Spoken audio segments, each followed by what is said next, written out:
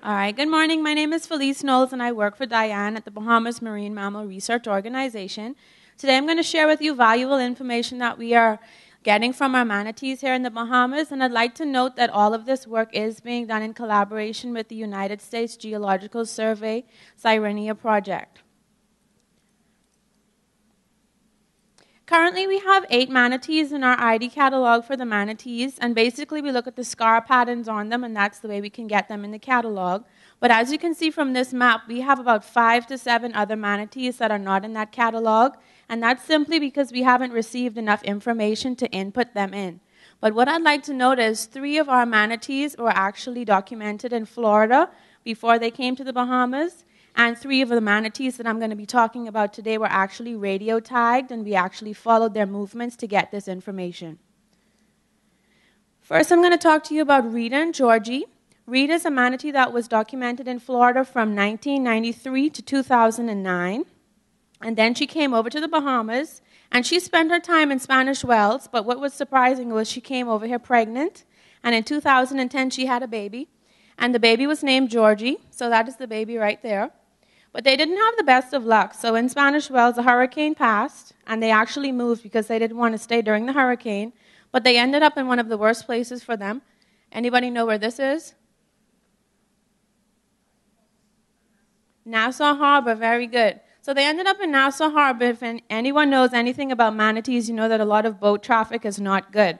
So the Department of Marine Resources decided this was not safe for them, and they were actually captured and held at Atlantis for a few months. Some research was done at Great Harbor Key, and this is where we released the manatees. But during the release, we had to tag them because we wanted to monitor their health to make sure that they were suitable for the wild and that they stayed healthy. So in this photo, you can see Jim Reid. He's one of the biologists in Florida who does a lot of the manatee work. He designed the tag, and a lot of people think that the tag is a little dangerous for the manatees, but I just want to explain the tag design so that everyone can understand that it is actually safe. So the tag was designed with 2 breaking points. The belt itself, if it got caught, it has a breaking point right here, and it will break if they got caught into something. But the belt is also designed to break after a year or 2. So it's designed already to break off, and it isn't a long period tag. Also, if the top tether got caught, the blue buoy, the top also will break off, so it's a safe tag for the manatees. And then they're like, but does it slow them down? Is it heavy? Manatees can get up to 2 tons, and Rita's in the photo on the right. She's a full-grown female, and her tag is maybe 5 pounds or even less, so it really doesn't bother them at all. So both of them were tagged, and a lot of research was done in Great Harbor Key, Berry Islands. And that research was done there because manatees were already there, and we knew that it was suitable for them to be released, and that's how the organization got the okay to actually let them go. So they were released in Great Harbor Key, and this map shows their movements over a 3-month period. And if you take a look, this is the Berry Islands, and this is North Andros. They negotiated a lot of local habitats. They even traveled down to North Andros, which is about 80 kilometers away. And they stayed on the bank for most of this travel, but they did it numerous times, but they always returned back to Great Harbor Key. This was in April of 2012, and a few months later in June, the tag information showed some really cool information. When manatees turn 2, they wean from their parents, so that means they're now independent. So Georgie actually left her mom, but the tag showed that she stayed in the Great Harbor Key area, and she traveled up and down utilizing the habitat. But what was really cool was she actually went out and did an exploratory oceanic trip. Even though the tag data shows 2 trips, the timing on the data points, it proves that it's only 1. So she did it once. So she was using the same habitat that her mom showed her, but she was also exploring new parts as well. A few months later, in September, Georgie did something really remarkable. She actually moved from the Berry Islands, which is right here, and she took an oceanic trip across to North Abaco. So this is a crossing of about 100 kilometers with a deep water crossing of about 50 kilometers. So she left Berry Islands, and she spent about 5 days in the marls. Ryan spoke about the marls yesterday. It has an abundance of seagrass and mangroves, so very, very shallow. It's very manatee friendly, and there may be also some freshwater blue holes. So she spent about 5 days in the marls, And then she went up to the northern tip of Abaco. But unfortunately, up there, her tag malfunctioned, so we had to utilize public sighting data to track her from the northern tip of Abaco around the east coast, and she actually then stopped in Cherokee Sound. As you can see from this photo, Cherokee Sound is a large protected area. There's an abundance of seagrass as well, and there are also mangrove areas, but there are also some freshwater blue holes. There's one over here in this canal and one right over here in this area, and Georgie was observed utilizing those, but Georgie does not have the best luck at all. So another hurricane came, and Georgie actually had to be recaptured again because she had taken refuge in that canal that I showed you, and in the canal is a lot of residents, and people love to feed manatees and give them water, but a lot of time this human interaction and this intervention actually is not good for the manatees, and they fed her and they gave her water, and she stopped feeding on her own. And after a few months, the organization received photos, and they realized that she actually lost a significant amount of weight. So she had to be recaptured. She was held again on Atlantis. This is her getting her lettuce, so she had to get fattened right back up. And then she was released after a few months back to Great Harbor Key because this is where all the research was done, and we knew it was a suitable manatee habitat. So she continued to utilize the area again, but she took some western movements this time, about 120 kilometers offshore. But Georgie was like, this place is cool, but I really want to go back to that new place I found. So Georgie left, and she ended up back in Cherokee Sound. But during this trip, she didn't have the tag on, so we weren't sure how she got from Berry Islands to Cherokee Sound. But in the first trip, I don't know if you remember, I said that we got public sightings along the east coast because it's very popular, a lot of boats. During the second trip, we didn't get any public sightings of Georgie, so it is a possibility that she went from the Berry Islands and she took the short way right around the southern tip. But because we don't have the tag data, we're not too sure, but we assume that that's a possibility that she did that. And keep in mind that on both of these trips, she was only 2, and at this trip, she was about 2.5. So it's really remarkable that she actually did this oceanic crossing. This was actually the first deep water crossing ever recorded by a manatee. And Georgie is still utilizing this area as we speak. But what is really cool is she's actually been observed drinking fresh water from the Casuarina Canal and this blue hole over here. She spends a lot of time over there. And this is the first and only recording of a manatee in the Bahamas drinking from a natural freshwater source. So this is pretty remarkable. So Georgie is still hanging in this area here, but she's now fully independent, so she doesn't get too much human interaction, and she's actually not approaching humans. So she's a big girl now. She's learned her lesson. And her mom, Rita, she actually stayed in the Berry Islands, and she's actually now in the North Andros area. So if you ever hear about a fresh creek manatee, that's Rita. But unlike Georgie, she is friendly, so she's getting a lot of Facebook time as well. Our next manatee that we tagged was Gina. And a little history on Gina. Gina was documented in Florida from 1993 to 1998, and then she moves over in the Bahamas in 1999.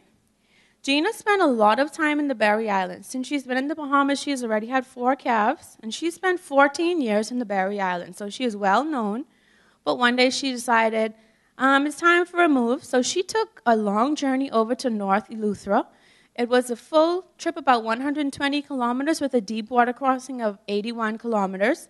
And this is the second deep water crossing recorded here in the Bahamas, so this is also new information. Gina really knows this area well. She spends a lot of time in Spanish Wells and Harbor Island, so this is her tracks over a 3-month period. And the Spanish Wells Inlet is a hot spot for her because there's lots of vegetation and there's also water that she can get, but she gets hers from people. She's a people lover. And the same thing over here in Harbor Island. But what we learned from Gina that was really cool was this. She made 2 oceanary exploratory trips. She went about 30 kilometers offshore, but the depths out there were about 3,000 meters deep. So it was pretty weird to see her actually go out and explore the ocean and come back. And if you take a look at one of her trips, on her way out, She went out, but she almost took the exact same route coming back in. So it was pretty cool to see that manatees can actually navigate in deep water, because a lot of scientists think they use the depth gradient to move. But with this deep water, she had to use some other source of navigation to actually know her way back. But Gina didn't stop there. On February 1st of 2016, we had to capture Gina and her calf, Sail. Sail is about 8 months now, but Sail actually got some fishing line caught around her right flipper, and we actually had to capture her to take it off because it got in really deep and we wanted to prevent infection.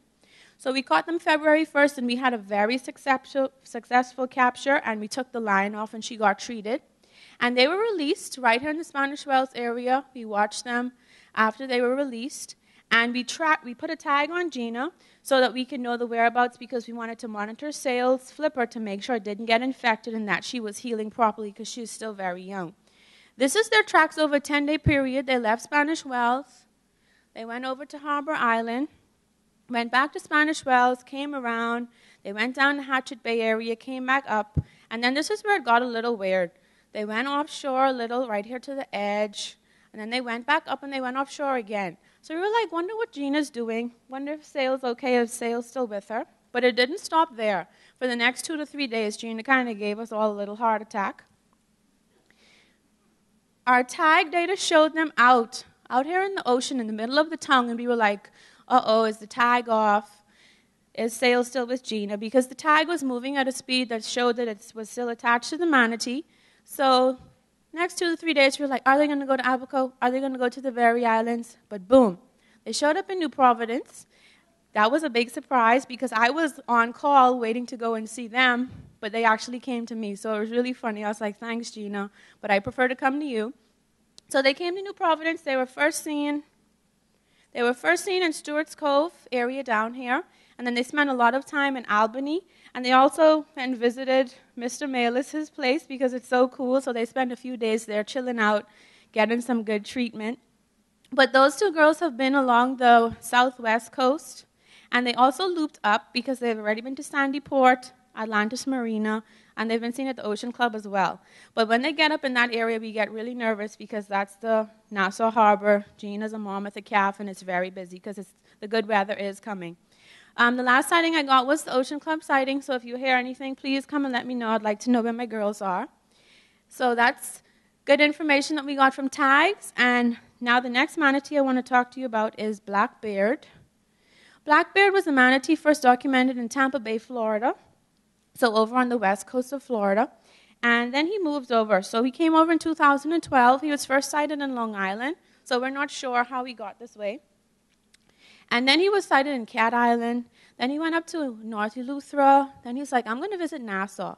When he came to New Providence, he actually circumnavigated the island at least twice within 3 months. So he actually went all around Nassau. He was seen everywhere. Everybody knew there's a manatee in Nassau.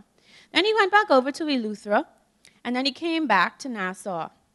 Now, anybody want to guess maybe why he was spending time in Eleuthera? Spanish Wells area.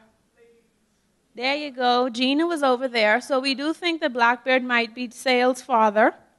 But after he came back to New Providence, I didn't hear from him for about a month. So I was like, oh my goodness, where's Blackbeard? I got a report here of a Bridges Bay manatee, and the manatee had 2 scars over the eye. So I was like, oh, that could be a new manatee, but I didn't get enough photos to determine that. And then I got a photo from Crown Haven determining that it was Blackbeard, and he got 2 scars over the eyes, so he possibly got hit. And then he did that deep water crossing. So this is the 3rd deep water crossing of a manatee that survived this trip. But he didn't stop there. He was like, Freeport's pretty cool. He met up with another manatee. We think it was a lady. And then he came back to Abaco, so I'm not sure where he is now. But the biggest part about all of this information here is Blackbeard was never tagged. So we got it all from public sightings, and it shows that outreach and public help in research is very important, because that's how we actually got all of this information, and it's proving a lot for manatee science. My Facebook club, the Bahamas Manatee Club, is proving to be a very helpful tool in outreach and education, and also receiving manatee sightings, because I can't go to all of the islands, but this allows all of the islands to come to me. And I also get to teach a lot of manatee education and manatee conservation. So it's been a really helpful tool. And this is one of the ways that we can use social media in science to actually better our outreach and also to get information from the public and get them involved. So what we found is basically that the Bahamas has a diversity and abundance of seagrass for these manatees to survive. We've also found that there are natural, but they're limited freshwater sources, and there are a lot of artificial freshwater for these manatees. And we noticed that our manatees are making these rare deep water crossings that can actually put in for the future of population dispersal, so the Bahamas could actually be a lovely environment for a manatee population. In the future, we'd like to study these freshwater sources. We want to see how many there are. We're not sure how many natural freshwater sources we do have, and we're actually right now speaking to Dr. Dr. Kant, about working with a freshwater study to actually visit these islands to see how many freshwater sources these manatees do have and if they're usable for them. And then after we do that, we'd like to see how many manatees are actually using the freshwater sources rather than the artificial sources. So I'd like to thank the USGS for their ongoing help with the study, Disney for funding, Atlantis Blue Project for funding, and the Save the Manatee Club. They also fund, but they also provide us with some manatee caution signs, and they're very, very helpful. And that's our organization. So if you see that logo, that's us, Sandy Point. And lastly, my last slide is just my question slide. But this is Sail. And if you can see her flipper here, that's where the line was wrapped around, but if you can see, the skin is growing back, so she does have a little bit of scarring, but it's looking excellent. And when she didn't have the line, she didn't want anybody near her. She wasn't moving it, but she's actually using her flipper now. She's moving it all around. I wanted to include a video, but I know I'd go over my time. So if you want to see more about Sail, you can check us out on Facebook at the Bahamas Manatee Club. And if you want any of these real cool manatee t-shirts, you can check us out downstairs. Thank you, everyone.